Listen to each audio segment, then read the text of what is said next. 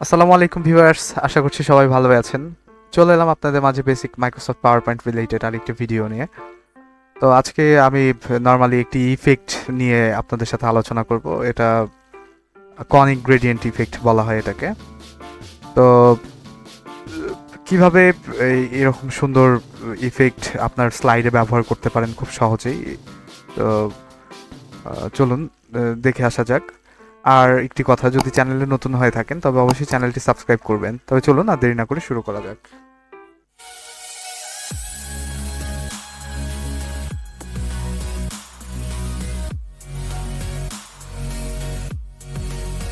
তো এই ধরনের ভিডিও বানানোর জন্য আমার দুইটি রিসোর্স প্রয়োজন। দুইটি রিসোর্স আমি দুইটি ওয়েবসাইট ব্যবহার করেছি। ওয়েবসাইটগুলো আমি দেখাচ্ছি আপনাদের আস্তে আস্তে। প্রথমটি হলো আমার এই যে পিছনে যে একটা ব্যাকগ্রাউন্ড, ইয়েলো কালার ব্যাকগ্রাউন্ড বা এই যে ব্লু কালার একটা ব্যাকগ্রাউন্ড যে স্পিন করছে, এটা কিভাবে করছে আমি এই ট্রানজ্যাকশনটির জন্য প্রথমে আমার যে কাজটি রয়েছে এটা করে নেব। আর এরপরে আমার এই যে যে পেড ডগটি রয়েছে, এই ডগটির চতুর্পাশ থেকে বিভিন্ন যে এলিমেন্টসগুলো রয়েছে এগুলো কিভাবে মুভ করছে, এই দুইটো জিনিস। তো চলুন আস্তে আস্তে কাজের মাধ্যমে আমরা দেখে আসি কিভাবে এটি করা যায়। প্রথমে একটি আমি পাওয়ার পয়েন্ট প্রেজেন্টেশন ক্রিয়েট করে নিচ্ছি। এখান থেকে আমি সিম্পলি এগুলো ডিলিট করে ফেলি। এরপর আমি ফার্স্টে আমার পিছনে যে ব্যাকগ্রাউন্ডটা যেটা স্পিন করছিল এটার জন্য একটা আমি গ্রেডিয়েন্ট কালার এখান থেকে নিতে পারি। তো এর জন্য আমি ইউজ করেছি figma.com। figma.com-এ এসে আপনারা নর্মালি আপনারা চাইলে লগ ইন করতে পারেন আপনাদের যে গুগল অ্যাকাউন্ট রয়েছে সেটি দিয়ে। তো লগ ইন করার পর এরকম একটি ইন্টারফেস আপনাদের সামনে আসবে। আসলে এখান থেকে এই যে নিউ ডিজাইন ফাইল যেটা রয়েছে এখানে আসবেন। হ্যাঁ, এখানে আসলে এই যে এই পাশে যে আমার তো এখান থেকে আপনারা এই যে ফ্রেমে আসলে এই পাশে এরকম একটি ইন্টারফেস আসবে। এখান থেকে আমি প্রেজেন্টেশনের ড্রপ ডাউনে ক্লিক করলে 16:9 নামে যে ইয়াটা রয়েছে এটা হালকা একটু কাস্টমাইজেশন করে নেই। এটা আমার একটা স্কোয়ার শেপ দরকার, এই জন্য আমি 2000 করে দিলাম আপাতত। ঠিক আছে, আমি এটাকে একটু বড় করে দেখার জন্য আমি একটু জুম আউট করে দিই বা ফিট করে রাখি। ফিট করার পর আমার এই যে চতুর্দিকে যে এটা একটা স্কোয়ার শেপ চলে আসছে। এই স্কোয়ার শেপ থেকে আমি নর্মালি এই যে ফিল যেটা কালার রয়েছে এখান থেকে এসে সলিডস থেকে আমি এটা কি করব, অ্যাঙ্গুলার। হ্যাঁ, অ্যাঙ্গুলার দেওয়ার পর এরকম একটা শেপ আপনার সামনে চলে আসবে। অ্যাঙ্গুলার শেপে এই যে উপরে আমরা দুইটা গ্রেডিয়েন্ট কালারের জন্য দুইটা ইয়া দেখতে পাচ্ছি। আমার বাম পাশে যেটি রয়েছে এটা হোয়াইটই থাকবে, আপনারা চাইলে অন্য কালারও দিতে পারেন, তবে যেহেতু এটা ট্রান্সপারেন্ট থাকবে আমি রিকমেন্ড করবো এটা হোয়াইট রাখার জন্য। আর এই ডান পাশে যেটি রয়েছে এটাকে ট্রান্সপারেন্টই থাকতে দিন। তো এই অবস্থায় এসে আমি এই যে দেখুন এই জায়গায় একটা শেড পড়ে গিয়েছে অলরেডি, এটা হয়তো সাদা এই কারণে বুঝতে পারছেন না, তবে এটাতেই হবে। আপনারা এরপর এক্সপোর্ট করতে হবে, এখান থেকে সিম্পলি এক্সপোর্ট স্লাইড দিলে এটা ডাউনলোড হয়ে যাবে। হ্যাঁ, ডাউনলোড হলেই যে অনেকটা এরকম, এটা কিন্তু ট্রান্সপারেন্ট অবস্থায় আছে, এটা পরে স্লাইডে ইনসার্ট করলে বুঝতে পারবেন। তো আমার এই স্পিনের জন্য যে শেপটি প্রয়োজন আমার সেটি ক্রিয়েট করা হয়ে গিয়েছে। এখন আমি স্লাইডে ব্যাক করলাম। স্লাইডে ব্যাক করার পর ব্ল্যাঙ্ক স্লাইডকে আমি এখান থেকে ফরম্যাট ব্যাকগ্রাউন্ড যেটি রয়েছে এই ব্যাকগ্রাউন্ডের একটা সলিড কালার দিয়ে আমি এটাকে সেট করব। তো কালারটা আপাতত আমি ইয়েলোই দিই। আচ্ছা, এখন এখান থেকে আমি ওই যে আমার যে figma.com-এ যে আমি স্পিনের জন্য যে ইয়াটা ডাউনলোড করলাম, স্লাইড যে ট্রান্সপারেন্ট, এটাকে আমি ইনসার্ট করলাম। ইনসার্ট করার পর আমি একটু জুম আউট করে নেব এটাকে ফিট করার জন্য। তো ফিট করার জন্য আমাকে কি করতে হবে, Ctrl+Shift বাটনটিকে একসাথে প্রেস করে যে কোনো একটা কর্নারে হোল্ড করলে এটা এরকম ফিট হয়ে যাবে। ব্যাস, এখন আমার এটাই স্পিন করবে, নর্মালি এটাই স্পিন করবে। তো এটা স্পিন করলে দেখা যাচ্ছে এই যে এই পজিশনে যখন আসবে তখন স্লাইডের এই সাইডগুলো মানে ফাঁকা থেকে যাচ্ছে। তো এটাকে আমার সুন্দর করে কাভার করার জন্য আমি কি করব, আমি সিম্পলি ইনসার্ট থেকে একটি শেপস নিয়ে সার্কেল নামে একটি শেপ আমি ক্রিয়েট করব। তবে এটাকে অবশ্যই আমি শিফট প্রেস করে সার্কেলটাকে আমি ড্র করব। ঠিক আছে, সার্কেলটাকে ড্র করলে আমার এই শেপ ফরম্যাট থেকে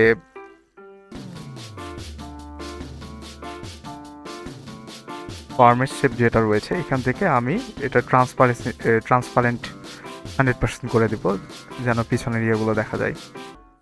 তো করার পর আমি এটাকে সার্কেলটাকে অ্যাডজাস্ট করব। অ্যালাইন থেকে আমি এটাকে অ্যালাইন সেন্টার করব, অ্যালাইন থেকে এটাকে আমি মিডলে অ্যালাইন করব। হ্যাঁ, তো মিডলে অ্যালাইন করার পর আমি সার্কেলটাকে আবার এই যে স্কোয়ারটা রয়েছে স্কোয়ারের চতুর্পাশে সার্কেলটা কভার করব। তো এটা কভার করার জন্য আমাকে নর্মালি আবার কন্ট্রোল শিফট বাটন ধরে যে কোনো এক পাশে এটা বড় করলে এই যে এরকম একটি ইয়া শো করছে। ওকে, তো এটা তো সার্কেলের শেপটা আমি কভার করলাম, কিন্তু আমার তো পিছনে যে স্কোয়ার শেপটা এটা দেখা যাচ্ছে সার্কেল শেপের চেয়ে ছোট গেছে। সো আমি পিছনে স্কোয়ার শেপটিকে আবার কন্ট্রোল শিফট দিয়ে ধরে এটাকে আমি সার্কেলটা কভার করব। বাস, আমি এই যে আমার square shape plus circle shape যেটি রয়েছে এই দুটাকে আমি সিলেক্ট করব। উপরে স্কোয়ার শেপটিকে সিলেক্ট করার পর শিফট দিয়ে পেছনে সার্কেল শেপটিকে আমি সিলেক্ট করার পর এখান থেকে শেপ ফরম্যাটস নামে যে অপশনটি রয়েছে এখানে আসলে মার্জ শেপ থেকে আমি এটাকে ইন্টারসেক্ট করব, দিয়ে সিম্পলি অ্যাপ্রুভ করব। এটা ইন্টারসেক্ট করলে এখন আমার এটা সুন্দর মতো স্পিন করবে আর প্রবলেম হবে না আর কি। তো এই হইছে আমি এটাকে একটু বড়ভাবে দেখি, যে দেখুন এটা, কিন্তু এটা এখনো স্পিন করছে না। স্পিন করার জন্য আমার নর্মালি এটাকে সিলেক্ট করে অ্যানিমেশন থেকে একটু নিচে আসলে আমি স্পিন নামে যে অপশনটি রয়েছে এটি খুঁজে পাবো। হ্যাঁ, তো স্পিন নামে যে অপশনটি রয়েছে এটাতে এসে আমি কিছু কনফিগারেশন আছে এটার করে নেব, উইথ প্রিভিয়াস করে দেবো, ডিউরেশন দিব 10 সেকেন্ডস। অ্যানিমেশন পেনে আসলে এটা থেকে আমি ইফেক্ট আছে টাইমিং, এটা আমার আনটিল এন্ড অফ স্লাইড করে দিলাম। ঠিক আছে, এখন আমি এটাকে একটু বড় করে দেখতে চাই। এই যে আমার স্পিনটা অলরেডি রেডি হয়ে গিয়েছে এবং এটি সুন্দর কাজ করছে।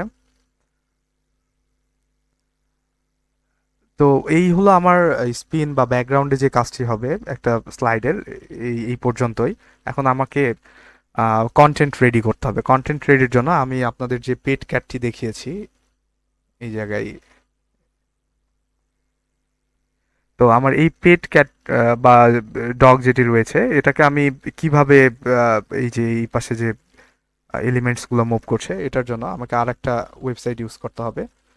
তো আমি এটাকে storyset.com লিখলে এখানে আপনারা সার্চ করার অপশন পাবেন। এখান থেকে আমি ক্যাট বা ডগ, হ্যাঁ, দিলে এরকম যে কোনো একটি আপনারা চাইলে করে নিতে পারেন। ঠিক আছে, এটি নিলাম। এটি নেওয়ার পর এটাকে আপনারা চাইলে এটাকে বিভিন্ন কালার চেঞ্জ করতে পারেন। হ্যাঁ, এরকম কিছু কালার রয়েছে, এই কালারগুলো আপনারা নিজের ইচ্ছা মতো করে নিতে পারেন। তো এটাকে করে আমি অবশ্যই এটাকে ডাউনলোড করবেন আপনারা, ডাউনলোড এসভিজিতে।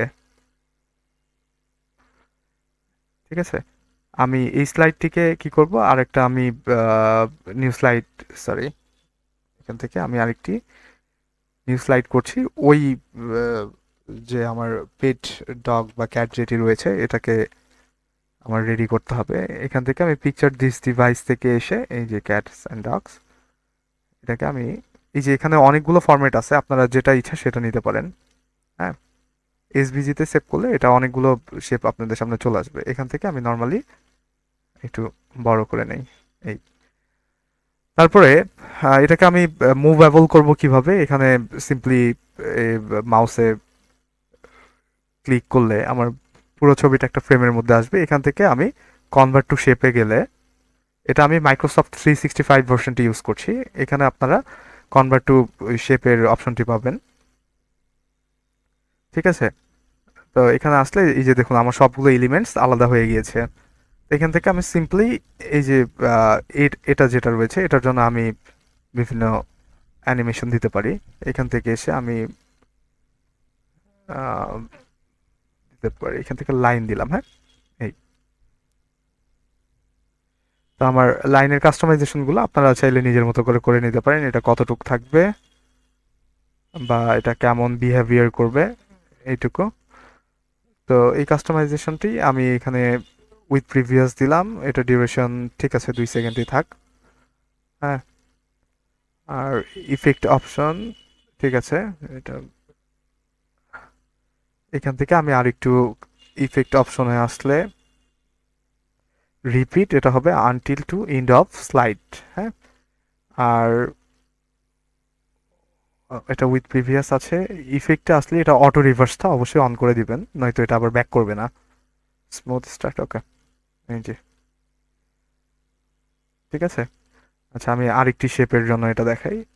এটার ক্ষেত্রে আমি চাইলেই আপনারা যে ট্রানজ্যাকশনটি ব্যবহার করেছেন এটাকে ক্লিক করলে এখানে অ্যানিমেশন পেইন্টার নামে একটি অপশন রয়েছে। সেম ইফেক্টটি যদি আরেকটা এলিমেন্টসের ক্ষেত্রে দিতে চান তাহলে এটাকে অন করে ওই এলিমেন্টসটিকে জাস্ট সিলেক্ট করে দিবেন।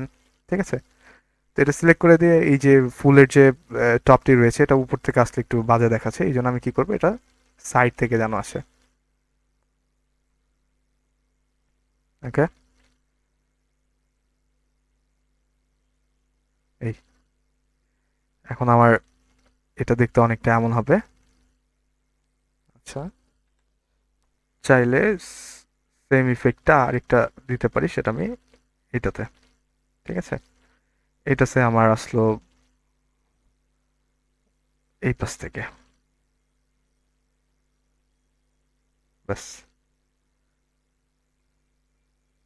এই এখন আমি কি করব, এটা পুরাটাকে আমি কপি করে এই যে পূর্বে স্লাইডে যে এখানে পেস্ট করে দিব। ঠিক আছে, পেস্ট করে এটা আপনারা আপনাদের পজিশন মতো বসাই দিতে পারেন।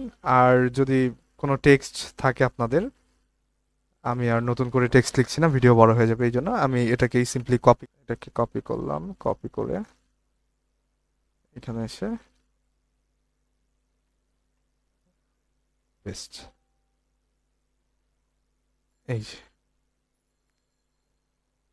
এখন আমি তাইলে একটা সেভ করে নিই, সেভ করে পুরো স্লাইডটা আমি একবার দেখি। এই যে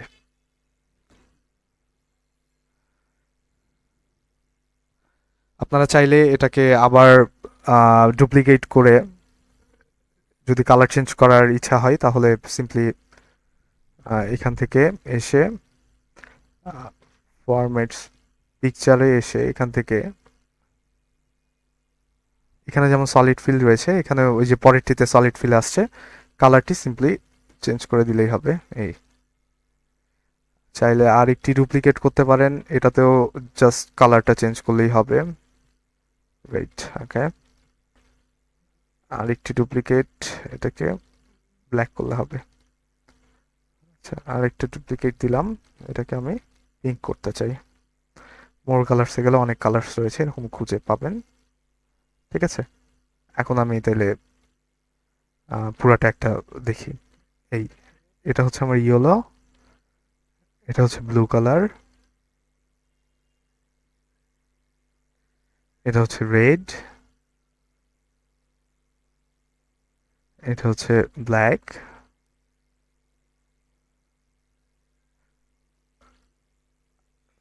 এই আর একটা রয়েছে পিঙ্ক। এই আপনাদের যেটা ভালো লাগে সেটা ইউজ করতে পারেন, অথবা চাইলে সবগুলোই ব্যবহার করতে পারেন। তবে এই ছিল আজকের মতো, আর দেখা হবে ইনশাল্লাহ পরবর্তী অন্য কোনো ভিডিওতে। সেই পর্যন্ত আপনাদের সুস্থতা কামনা করছি। চ্যানেলে নতুন হয়ে থাকলে চ্যানেলটি সাবস্ক্রাইব করবেন। তো ধন্যবাদ, দেখা হবে ইনশাল্লাহ পরবর্তী কোনো ভিডিওতে। আসসালামু আলাইকুম।